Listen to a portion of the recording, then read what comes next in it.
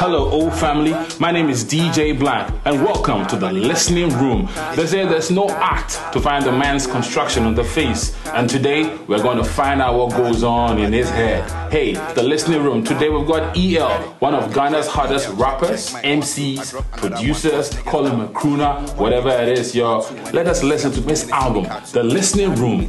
Welcome. Hey, what's up, EL? Yeah, I'm chilling. Today, finally, I did your studio. Yeah, It's been a long time coming. But hey, let's concentrate on this particular album. The title of the album is Something Else. Yes, sir. To me, it's quite an interesting title for an album. Is there any special meaning behind this? There's a dual meaning to it, you know, something else as in something, my name is EL, so something which is for me, EL, something else. Something else. At the same time, something which is really, really different and unconventional and not before done by anybody else, which is something different, something else. How long did it take you to record the whole album? It took about a year and a half. Prior to that, I've been recording songs back to back, but it came to a time in my life where I realized I was ready to actually drop an album. Let's listen to some track. Listen to the first track. The first track is called Arama Banaman. So when you say that fast, it kind of puts a twist to it. Right. Let's check it out. Yeah, let's go. Listen, Charlie make a yogi something way just they ball. The thing this girl they do me there, they pay me more. The way the thing they go, it be like I forgive you score. Cause in fact the way the girl they show me level. Would you consider this as Afro pop, or you put it under the hip hop category? This has a little danceability to it, Right. you know? So it basically talks about this girl I'm trying to get and she's giving me a hard time. So I'm trying to tell my people to talk to her for me. Is that what goes through in your normal life? At that time, I think I might have been going through something like that, but no, not really. But yeah, it just basically talks about this fictional character, Barbara Arababanaman, Right. who I'm trying to get at. Let's jump to the second track and find out. Now, this song became an instant hit when it came out. Yeah. At the initial stage, it was a track that we didn't actually plan to bring out. Right. Because me and my management, we just sat down and we thought about other tracks, but they were like, okay, before you come out, let's just give them something small, just a sample. And then this song was the one we chose.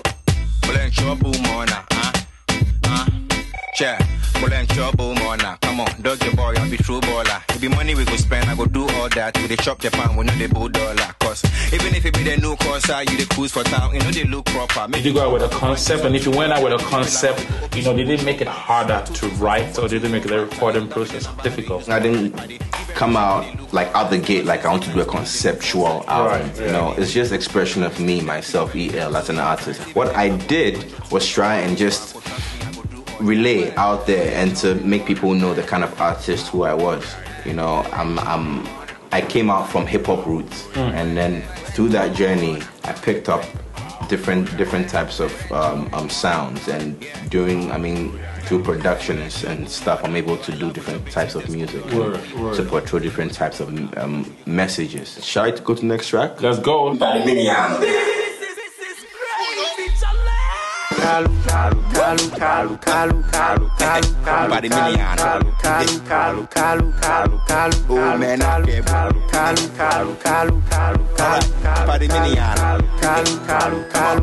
you ready?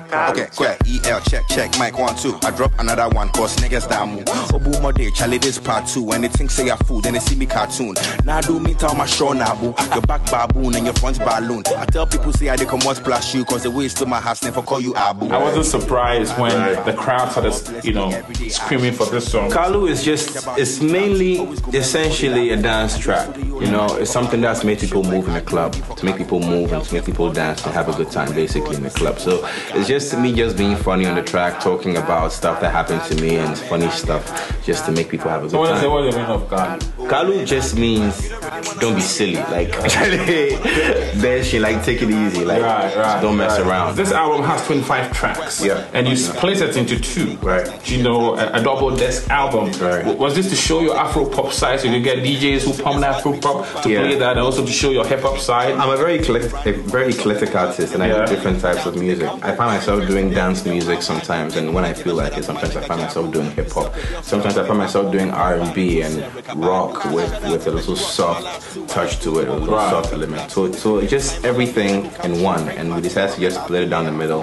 so that those who wanted to listen to music, who wanted to listen to hip hop music, will have their side, and those who wanted to dance will have their side. The next track, One Ghana for Your Pocket, which is an absolute classic.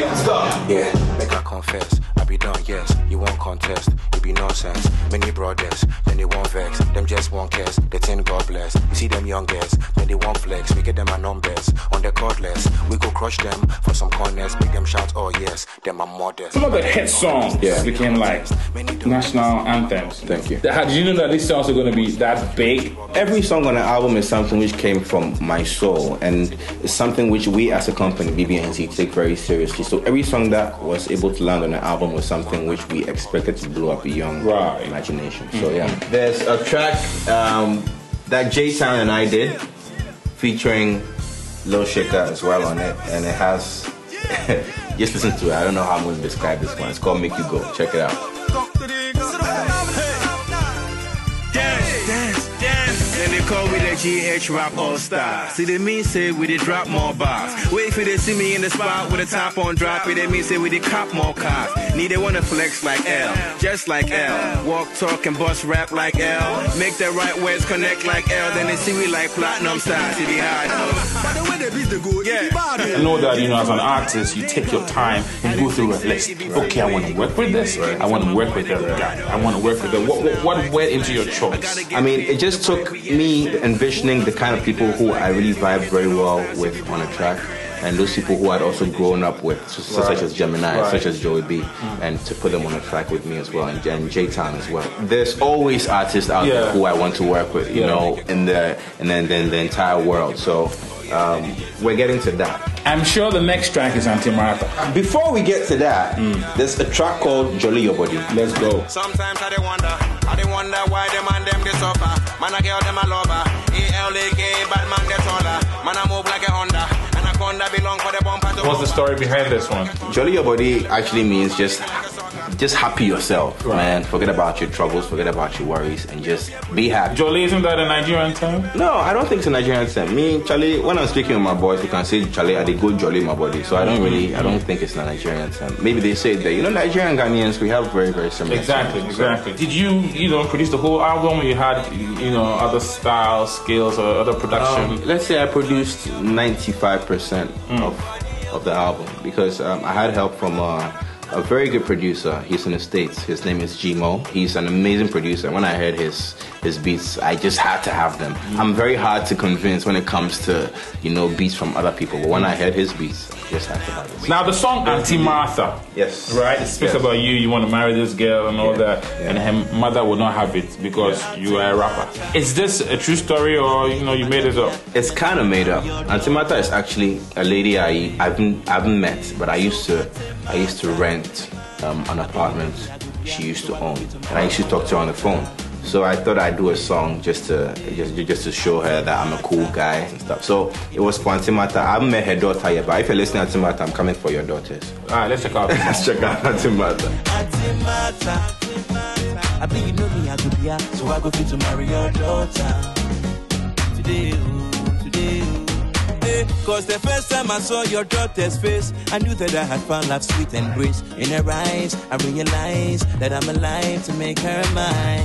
Nobody gonna take your daughter's place. As long as she is mine, her heart is safe. I no go lie, I need a good reply. I'll even pay a bribe to make her my wife. What are some of the approaches that went into this album? Did you actually have every song planned out, or you let the production determine the way the song would turn out? As an artist, you don't do too much planning when it comes to the creative process of what you do, So you just let the music flow out of you, and that's the best way to make a classic. I'm usually surrounded with a lot of positive energy from people who are just around me in the studio. That was the spearheading of the whole album. This has been the Listening Room. My name is DJ Black. I'm here with producer, rapper, what else? Money maker, or EL, something else. Now, if you have one of these, I'm sure by now you've understood the story behind each track and everything that went into the making of this album. This is an original African thing.